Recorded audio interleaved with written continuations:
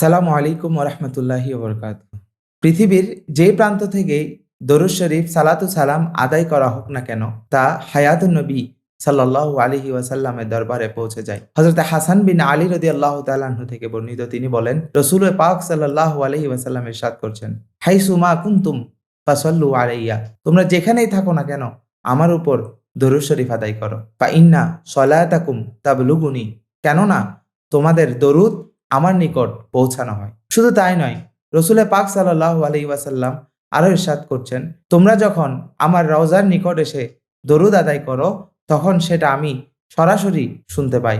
যখন তোমরা পৃথিবীর অন্যান্য প্রান্ত থেকে দরুদ শরীফ আদায় করো, তখন ফেরেশতারা সেটা আমার নিকট পৌঁছিয়ে দেয়। হযরত আবু হুরায়রা রাদিয়াল্লাহু তাআলা আনহু থেকে বর্ণিত, তিনি বলেন, রসুল পাক সাল্লাল্লাহু আলাইহি ওয়াসাল্লাম ইরশাদ করছেন, মান সাল্লা আলাইয়া ইনদা কবরি সামি'তুহু, যে ব্যক্তি আমার রওজার নিকট এসে আমার নিকট দরুদ শরীফ আদায় করে, আমার উপর দরুদ শরীফ আদায় করে, আমি সেটা সরাসরি শুনতে পাই।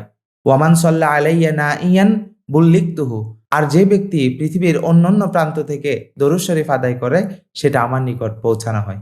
রসুল পাক সাল্লাল্লাহু আলাইহি ওয়াসাল্লামের দরবারে আমাদের দরুদ শরীফগুলো পৌঁছাবে কিনা, এই সংক্রান্ত হাদিসগুলো শুধুমাত্র এটির প্রমাণই বহন করে না, বরং নবী রসুলদের সম্পর্কে আমাদের আকায়েদ কেমন হবে সেটাও পোক্ত করে। হাদিস শরীফের ইরশাদ হচ্ছে, হযরত আউস রাদিয়াল্লাহু তাআলা আনহু থেকে বর্ণিত, রাসূল পাক সাল্লাল্লাহু আলাইহি ওয়াসাল্লাম ইরশাদ করছেন, ইন্না মিন আফদালি আইয়ামিকুম ইয়াউমুল জুমআ, অবশ্যই দিনগুলোর মধ্যে সর্বোত্তম দিন হলো জুমার দিন। ফিহি খুলিকা আদম, এই দিনে হযরত আদম আলাইহিস সালামকে সৃষ্টি করা হয়েছে।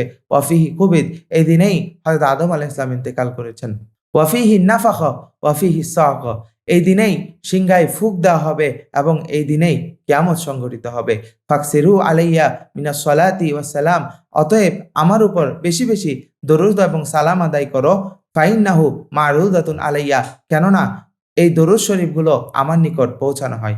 তখন সাহাবায়ে কেরাম রাদিয়াল্লাহু তাআলা আনহু রাসূল পাক সাল্লাল্লাহু আলাইহি ওয়াসাল্লামকে জিজ্ঞেস করলেন, কাইফা তুরাদু আলাইকা ইয়া রাসূলুল্লাহ, ইয়া রাসূলুল্লাহ, কিভাবে আপনার নিকট এই দরুদ শরীফগুলো প্রেরিত হবে? ওয়াকাদ আরামতা, তখন তা আপনার অফাত হয়ে যাবে। তখন রসুল পাক সাল্লাল্লাহু আলাইহি ওয়াসাল্লাম ইরশাদ করলেন, ইন্নাল্লাহা আযজা ওয়া জাল্লা ক্বাদ হাররামা আলাল আরদি আন তাকুলা আরসাদাল আম্বিয়া, অর্থাৎ নিশ্চয়ই আল্লাহ তাআলা মাটির উপর নবীগণের শরীরকে ভক্ষণ করাকে হারাম করে দিয়েছেন। অতএব আমরা বুঝতে পারলাম, আমাদের আদায়কৃত দরুদ শরীফগুলো অবশ্যই অবশ্যই রসুল পাক সাল্লাল্লাহু আলাইহি ওয়াসাল্লাম শুনেন এবং এই দরুদ শরীফগুলো রসুল পাক সাল্লাল্লাহু আলাইহি ওয়াসাল্লামের কাছে পৌঁছানো হয় এবং কাল কিয়ামতের ময়দানে আমাদের চেহারার, আমাদের নাম রসুল পাক সাল্লাল্লাহু আলাইহি ওয়াসাল্লাম শোনা মাত্রই আমাদেরকে তিনি চিনবেন, কারণ আমাদের পঠিত দরুদ শরীফ হুজুর পাক সাল্লাল্লাহু আলাইহি ওয়াসাল্লামের দরবারে পৌঁছানো হয়েছে।